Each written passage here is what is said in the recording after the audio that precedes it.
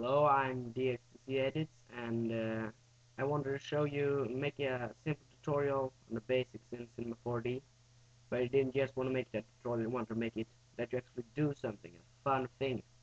So I thought of showing you how to make this because it involves pretty much all the things you need to know to make a basic animation. So let's get started. Uh, the first thing you want to do is to set your render settings. Press this button up here, film button. Press, make sure the full render is on. Always make sure this is on. Go to output. I recommend you putting the film video HDTV HDV 720 or that's the best my computer can take, and make sure this is in all frames. Get to save. Put on the AVI or QuickTime Movie. QuickTime Movie is better quality, so I recommend that one. And then if you want to, you can always go and add ambient occlusion and global illumination. But these will make it very slow rendering, but it will also make a lot better quality. So you can add it if you want. Now let's get started. Firstly, something you should always do is you should make a floor, and the floors are here. Now, I like go go into the chord, press the floor, and go into the chord thing. Uh, and you make if you want to make a big floor, yes, put in lots of nines here. Now you have a very big floor, but now we're not gonna use a floor. Um, we wanna move this around a little. You move with these arrows. You press the box here. We can move it all. You push the screen up here and move it around here. Zoom up with your mouse wheel. So now we don't want to make a floor. We want to put it out like this, like a wall, and get up here. And what you do is you double click down here, and you get a matte. And this is a color file. You can make colorful. So we want blue, because that's pretty much the color that Adobe After Effects has. So you make it. You get up. Press here, choose a color, press OK, close it down. You can add reflection if you want, but we don't want reflection now. You go down here and drag it on to this. Drag it on to the object you want to color. Now this is colored. I recommend you naming it because when you make a lot you will lose it. And I just call this blue, just for simple. And see, now it's blue. I'll render it, you see what it looks like. This is what it's gonna look like when it's done, pretty much. Now let's when you make text, there's two different ways to make text. There's one a little harder way, and but this way is gonna help you do more things. You can't do as many things with the easy way, so I'll show the hard way first. You go up to this thing here, the freehand, press the text. Here you have a text. Let me just move it out level, have it here. And if you want to make 3D, which you should make because otherwise you can't see it in the renderer, you have to extrude NURBS, hold the text and drag it onto the extrude NURBS until you see a little arrow pointing down and release. This means that you now made the text a child of extrude NURBS. Now look around, you see it's 3D, and going under the extrude NURBS, go to core basic. You see here objects, caps. Here's something you can do that you can't do with the easy way. Press here, press the fillet cap, and you see now that it's outside. The it's got shapes outside, and what happened is it's now two different texts that lie in each other, and one is bigger than the other. You can change the size of it, but I'm not going into that now. Here you can change the text size, let's say 500, 5000. Really big now. We don't want that big. So let's get back to 150. Now, making the NURBS, you can go to the object and go to the text, go to the basic, go to the code. You can look around, change things here, but I recommend you don't touching too much things. Now here you can't really make the 3D bigger or larger with this knob, so I don't always recommend using this, but you can do more things with it. Now, so I'll delete this one, and we go up here to MoGraph here. We press it and press the text object, and now we have a 3D text without needing to do anything hard. So it's as simple as that.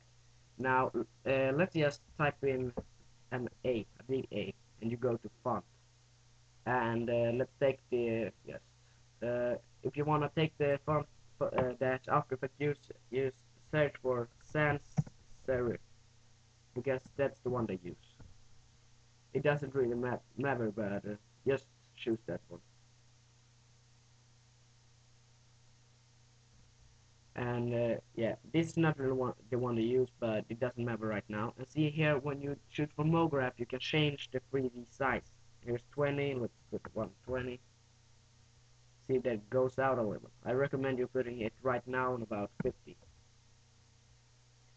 Now it's A here, and we want to make it like I did. So you get up here, choose the plane, you take up the plane, and you turn it a little. So there we get a plane. Oh yeah, you can rotate things with this button. You rotate with these lines. And let's go back to the normal pointer. You can choose do normal stuff. Undo, redo. Yeah, that's simple stuff. Now let's make a new mat. Open it up. Take color. Take a light blue color because we don't want to make the same as oh shit, I made it now reflection. Well, whatever. Make a light blue color because we don't want to make it as the same as the background. So just drag it on here, and this is what it's gonna look like pretty much. Right now it doesn't look as good because I haven't really put so much work in it right now. Take it here, take the A and move it back a little. Now rotate the screen so you can see. I recommend you pulling it in to this one so it's a little outside. And yeah, you can see now the A is like that, it's inside. And we take this blue and color the A with it, so it will look like it's a hole in this plane, this rectangle, whatever it's called. So let's get up and make a new text object. So pull it up here and just write a big E. And we'll go back here and make it about 130 because the E is smaller than the A. So pull it out a little, maybe so. There we go. And color it blue. Now I want to make it a little thicker, so just 30. So there we go. And you see here, now I render it and it looks a little like this. It doesn't look like the best thing. It is the best thing. It's a very simple thing I made right now. So I'll just go back and pull up the E a little because I think it sits a little inside. So this is not really how it looks like, but I just want to make a fun thing.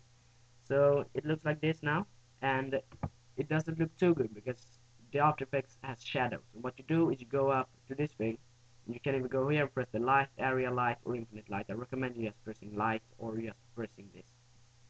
And you see this got dark, that's because the light is down here and it doesn't shine on our plane. So pull it back a little, go to side, and place it pretty much, let's say, so it comes from one of the sides. You will always want to make it so it comes from one of the sides. Let's just twist it a little so it's right on. There we go. And now let's get back to our starting position. Now you see the light here. You think that's not gonna look that good. You will not see it in the renderer. Yes, let me show you. You see, now it looks a little like this. And since this has little shadow, it looks more like if it's actually a hole than before. So yeah. And what I recommend when you do this was something I forgot to show you before, and that's that you make this a little thicker.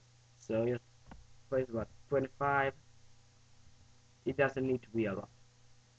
And what it didn't make it thicker, but it did more segments and therefore gave it better quality. So if you want to make it thicker, you just go up here, let's say 20, and down here and 20. So now it got bigger to both sides. Let's just look at it. Looks like this. And now to the rendering. When you wanna see this, these are movies. These are the frames. You got 90 frames to start with from the beginning. You can change it down here to say 120 frames. You see, you still only see 90 up there, but you can pull this to side and you will see 120. Right now, I don't because I'm having a little problems with that. I don't know what I've done. I think I made some setting wrong, but I'm gonna reset it to default later so that we are all on the same page. Now, to save these things, you make three keyframes. You can press the auto keyframe. This thing. This is an auto keyframe, and this means when I'm here, this is gonna be here. Now, just recommend you making the text object sums of the plane. So these are gonna be here when I'm right here. So let's move to 20 and move the plane to the side. Okay, let's go to 30 and move to the other side. And let's go to 40 and move it back to the middle. Now let's just look at this. You see it went from this side, that side, this side. You can choose how many frames per second you want up here. Go up to the animation, go to the keyframe, go to here frame rate, and you choose, let's say I want 24. So let's go to start, and now it goes a little slow. So yeah, the standard for keyframes is 30. Now let's render it. Rendering, you can even just press up here, but I recommend you go in here and do the render to picture viewer.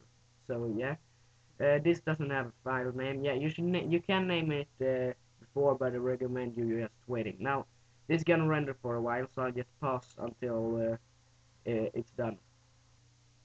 Hello, the rendering is done, and as you can see, let's pull it back to the beginning. Let's play the video. Now it has good quality and goes back and forth like that. See, these are the frames. When I press one of these, this frame 8, you can see that it's moved to these. The 24 is here. Now, this is the untitled, just file. You can name it if you want. You can make it, minimize it by pressing this little arrow here. Now let's save it. You go up to File and to Save As. When you come up here, remember to put the animation, QuickTime Movie, and sound. Right now we don't have any sound, so it isn't needed. But if you have sound, yes, check this sound button, and we'll press OK.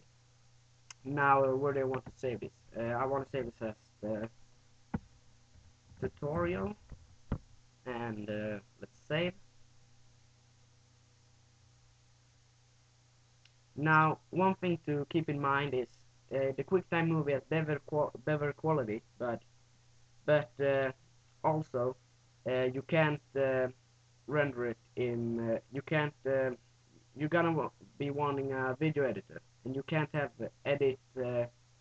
For example, MOV files, QuickTime movie files in the Windows Live editor, but you can edit it, but it can be edited in other things. Like I, for example, use the video pad, and video pad is a very good program. It has many special effects.